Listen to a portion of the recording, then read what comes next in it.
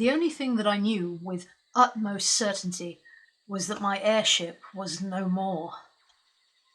The process of waking was slow and hazy, but as consciousness returned to my soaked body, I saw fractured memories flashing past my gaze. A bolt of lightning, thick as a giant's arm, had ripped clean through the balloon that held my vessel aloft. I remembered the sheer whiteness of that electrical blast and the same whiteness in my knuckles as I clung to the rails of my descending ship. Then there was the memory of the storm, like a great navy boxer dancing around me and slinging punches from all angles. I felt the faint ache of bruising on my damp skin as I forced my eyes open, determined to leave those visions behind. The storm had hit whilst I was skirting the coast of northern Mexico. As a highly skilled sky pilot and a mechanizer of great British airships, I had been cordially invited to the company of one Mr. Nikola Tesla, a Serb who currently resided in the United States. There had been talks of a severe storm brewing farther north in the Atlantic, so I'd favoured a flight path that took me to the central region of the Americas instead. It seemed that the violent storm had ventured on the same detour. I did not remember struggling to my feet, but once I'd looked around, I found that I was standing in the dry, arid heat of a Mexican evening. The sun was slowly setting at my back, and I felt a strange shiver of dampness that still encased me from the storm. Feeling certain that I had developed some terrible chill, I began to search the dark plain for the lights of the nearest village.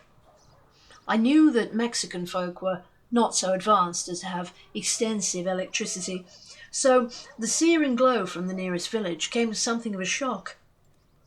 The closer I came to the outcropping of houses, churches and halls, the more fascinated I became with this red-orange glow that guided me towards them.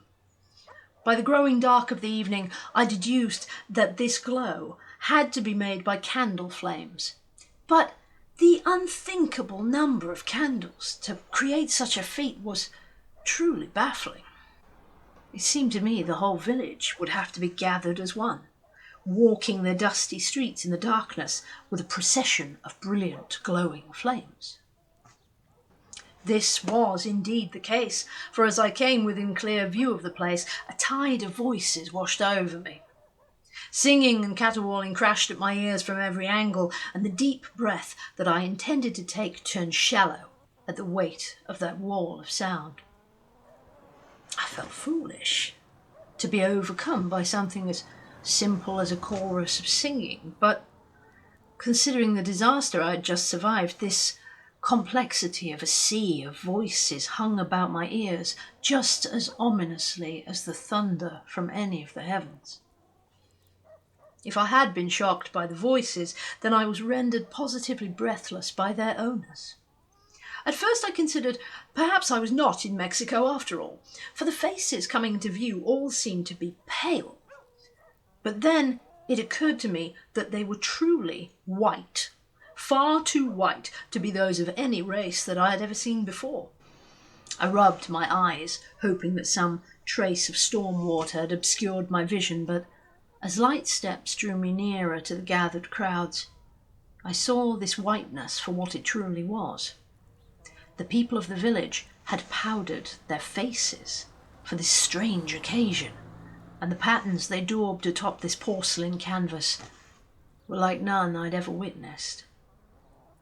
Dark cheeks were hollowed out with coal to show the shapes of bones beneath the skin, and thin spirals like the spokes of spider webs cascaded down their necks. At the hairline, the women were distinguishable by a heart-shaped peak that they had drawn above their brows, but several of the menfolk had continued to powder right up over their scalps, to turn their whole heads into skulls. Most disturbing of all were the eyes, ringed in thick, black spheres. dark centres gleaming with this reflected fire from the candles which they carried.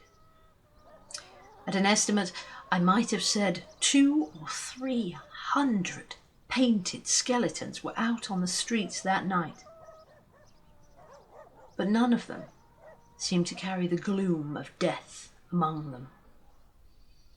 They were happy.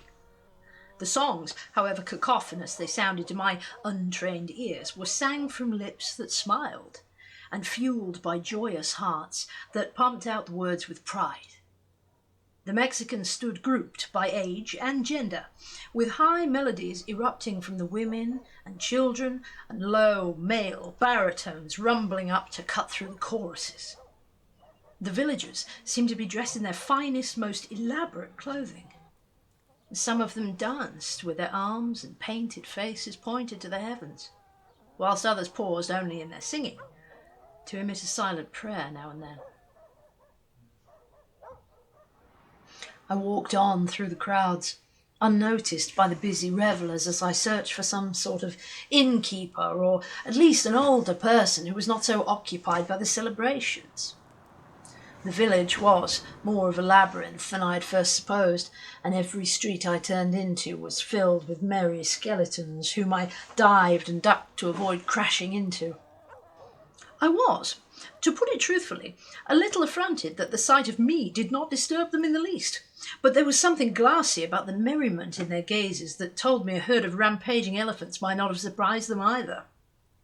It was as though they were consumed entirely by their ritual, and I could not spot a soul among them to ask for help.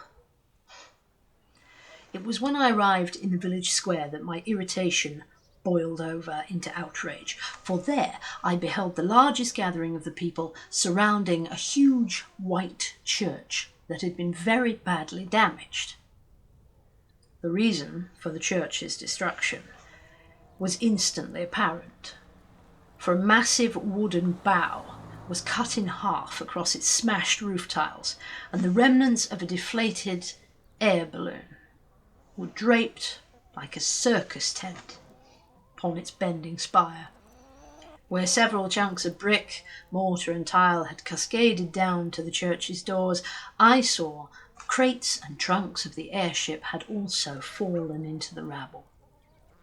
My crates and trunks, with my personal effects, which were broken and half emptied before my very eyes. "I say, that's my ship. Do you hear me? Well, I want these belongings returned at once. Stop your foolish revelling and help me." I cried these cries and dozens more like them into the fray, but the celebrants were only there to pay their respects to the damaged church.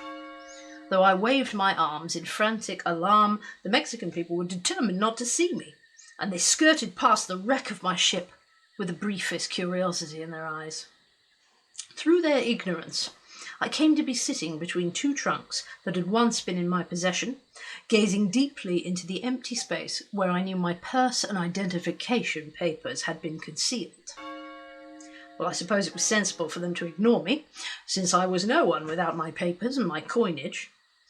It was quite clear that this village acted upon everything they did in firm solidarity, and ignoring my accusations of theft was an activity they performed with expert synchronicity. I may as well have not existed at all to them. It was as I sat amongst these ruins of my prospects that I heard a voice. It was strange to pick out just one single voice among the echoes of choruses, and yet my ears found melody all of its own. It was heightened in pitch and a little out of tune, but the voice sang a slow and mournful melody that stirred something deep within my heart. It had a clear direction, like the invisible beckoning of a tender hand, and I got to my feet with its warbling notes ringing in my mind.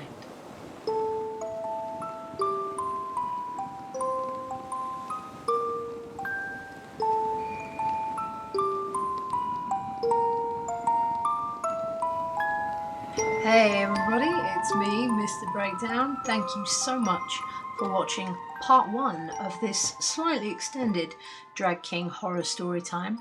That was the first part of The Sky Pilot, which is kind of one of my many steampunk horror stories, so I feel like I'm going to be bringing a few more of those over the coming months whilst we continue this little series together. Thank you so much for the comments and the support, the likes and the shares in general so far.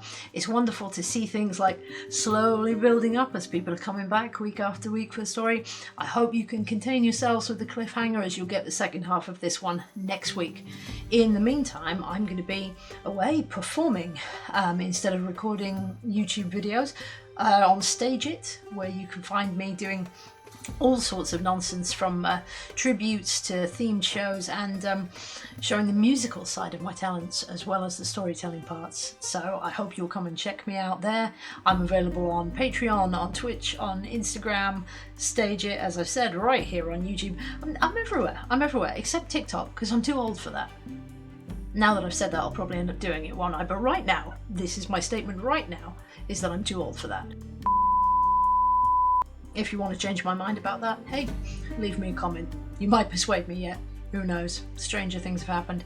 In the meantime, I'll see you next week, I'm sure, for the second half of this fantastic story, and we'll keep doing what we're doing for Drag King Horror Story Time, MBD style.